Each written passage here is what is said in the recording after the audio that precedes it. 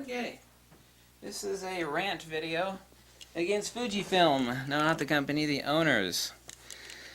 Oh my god, you can't be ranting on Fujifilm owners. Oh yes, I can. Why not? If it's accurate, why can't I? All of last year, actually even the year before that, Fujifilm owners were bitching and moaning and complaining. We got no flash options with Fuji. Actually, there are no issues before. It's just that everybody's a TTL puss. I gotta have TTL. It's like, no, you don't. You only need a manual flash, and you need some skills. Okay? Skills. Professional photographers don't give a shit about TTL. They don't. Well, they actually, a certain section of them do. If you're going to cover like action, like a wedding reception where everybody's moving and gyrating around, or press photography, photojournalism, or like an event where things are shifting hither and fro, the best photographers in the world can't really calculate that when the distances are constantly changing. I mean, you can, but it's not enjoyable because then it distracts you from the shot. So those people actually do need to. Most flash photography, and especially all stroboscopic work, does not have any need for TTL, any way, shape, or form. Anyway, everybody's been bitching about lighting options for Fujifilm, and now all that shit can end. Not only can it end, and people are still bitching about the price. I mean, that is what pisses me. And these people, listen, I own more speedlights than God. More. Okay? More than...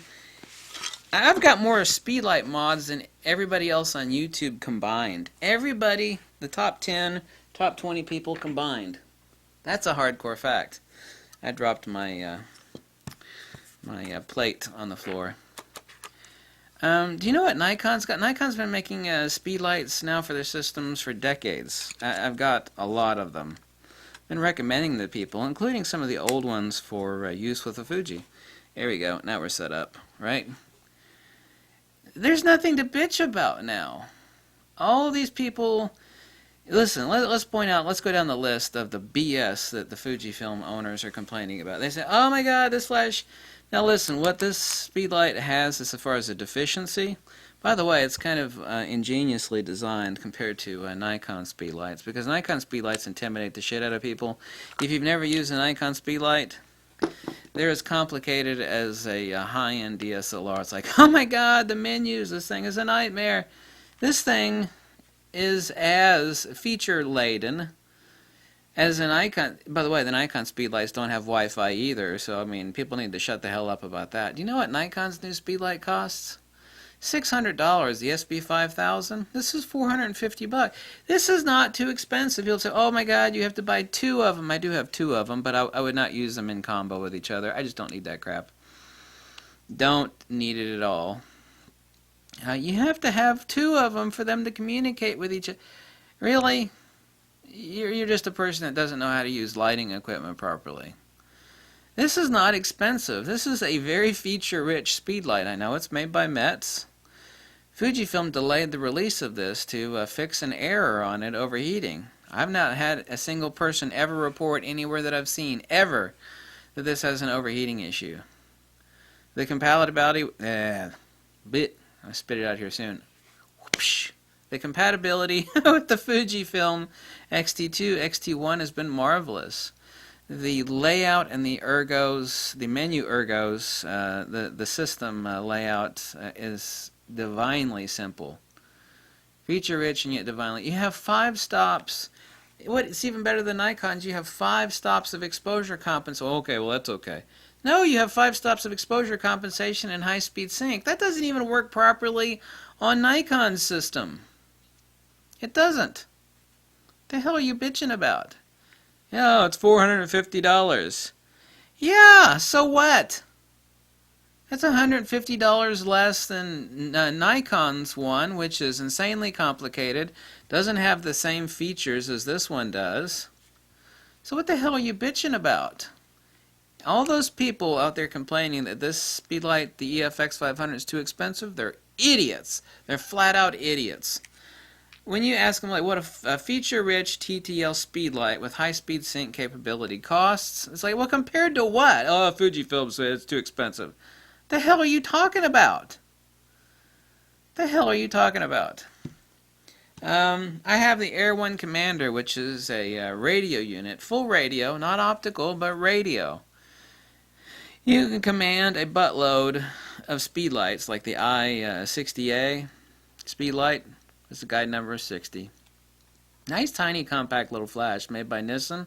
Works beautifully. TTL or manual. You can only do all TTL or all manual, but so what? I mean, it's full radio capable. And it's so easy to set up. This takes 4 AA's, this takes 2 AAA batteries. Ingenious. Works beautifully. TTL cable. What are you complaining about now? What are the... By the way, the Fuji system, as far as using a professional studio strobe, that's not changed at all. You know? A studio strobe doesn't matter if you're using a Fuji. You can't... You know, people... The hardcore working pros that know how to use a light meter and how to calculate lighting ratios, they don't give a shit about TTL. Fujifilm system works perfectly as well as now as it ever did. Even when Fujifilm started making digital cameras. You stick a dumb trigger on there, click fire, you know how to set your lighting ratios correctly. None of that's changed. Now here's the point. Nikon been making speedlights for decades, right? I got a lot of them back there. I got over 50 some speedlights, over 50 speedlights. Now, in a short period of time, Fuji is at a position where their speedlight systems are superior to that of Nikon. They're cheaper than Nikon? Fact, undeniable. They're far better designed than the Nikon speedlights. Fact, undeniable. I mean, I am the frickin' god of speedlights. You want to talk about speedlights? I got a lot of speedlights back there. I also got more speedlight mods than everybody else on YouTube. Oh, I do. 3,200 videos. Check out some of my completely original speedlight mods. So, what's to complain about? You have the I-60A with the Air Commander, which is $89. The I-60A is $330. The Air Commander is $89, $450 for the Fuji EF-X500. It's finally back in stock basically everywhere now, which is wonderful. This is not overpriced. I only think it actually has 2 issues, really. One is the insanely bright autofocus assist on this. They should have designed it like Nikon's system. They absolutely should have made it like Nikon's system. This was because this is white underneath here and it blinds you. So I put a red filter over top of it for autofocus assist. Because when it comes to autofocus assist, it doesn't have to be white light or red light or green light. It doesn't make any difference. It doesn't judge anything by color.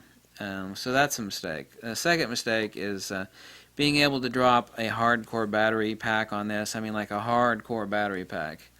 Like a quantum pack for like wedding photography. Because wedding photography is about super fast recycle time. And this lets you drop in a optional Fujifilm 8 AA battery pack. That just gives you a lot of power, but it doesn't give you super instant recycle time. So this speedlight is not ideal for that. Absolutely is not. The Nissan I-60A has that capability right here. This uses a Sony cord, which will actually hook to a quantum pack. So you do have that option on the Nissan. So all the Fuji people are wrong.